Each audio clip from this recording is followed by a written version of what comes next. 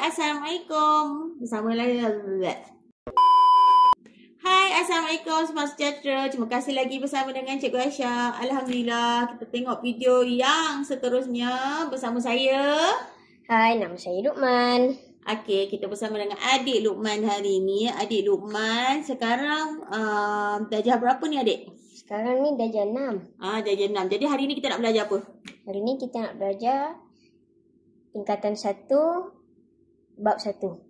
Katanya dia nak belajar sebab sekarang kan dah habis UASA. Jadi dia nak belajar matematik tingkatan 1, bab 1. Okey, jangan buang masa. Matematik tingkatan 1, bab 1. Okey, jom kita tengok dulu Luqman. Apa yang kita belajar? Okey, bab 1 Luqman. Kita akan belajar nombor nisbah. Okay, apa yang ada dalam nombor nisbah? Dulu waktu Luqman darjah 6, waktu exam UASA dulu, Luqman belajar nombor 1 ni, nombor bulat. So, kita ada nombor perpuluhan. Kita ada nombor pecahan. Ni nombor pecahan. Dan semua nombor yang kita belajar ni, nombor-nombor yang kita belajar ni, kita panggil nombor positif. Tapi sebenarnya kita juga ada nombor negatif. Luqman tahu tak apa tu negatif, Luqman? Negatif tu ialah nombor bila dia dah mencapai had nombor kosong. Kan tu nombor negatif adalah nombor yang ni contohnya kosong kan. Nombor yang Luqman belajar waktu Luqman darjah 6 dulu, nombor tu ialah nombor daripada kosong sampai juta dulu kan. Sampai juta Luqman belajar dulu. Nombor makin lama makin besar. Nombor negatif ni ialah nombor yang sebelum kosong. Nombor yang sebelum kosong. Semakin menjauhi kosong ke arah kiri, dia nombor tu akan lebih kecil. Maksud ini kalau sini kosong, maksudnya sini negatif 1. Kat sini negatif 2. Kat sini apa Luqman? Luqman tulis. Negatif apa Luqman? Negatif 3. Negatif 3. Lepas ni negatif apa? Negatif 4. Sampai negatif 1 juta. Tapi nombor ni orang kata tak ada penghujungnya.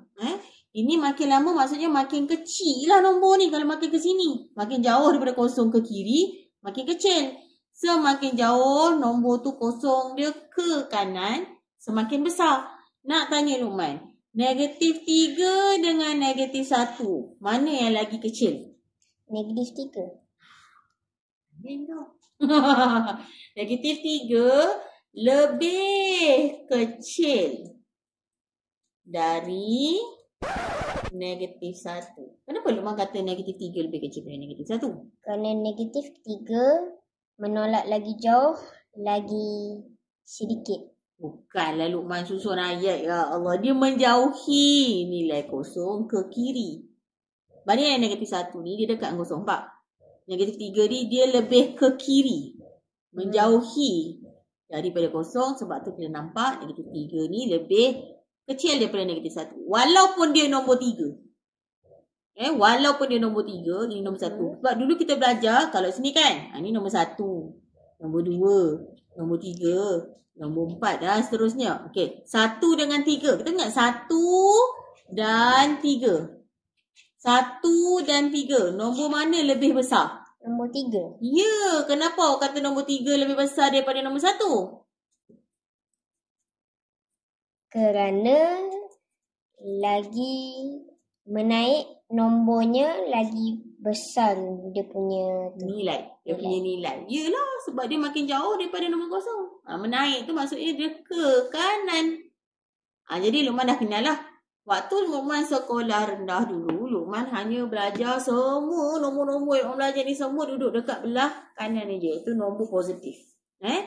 Naik Luqman tingkatan, Luqman jumpa nombor yang lain. Iaitu nombor negatif yang mana dia sebelum kosong ada lagi nombor. Boleh? Faham? Okey. Macam ni lah. Okey. Jumpa lagi. Bye. Assalamualaikum. Apa lembut sangat. Bye.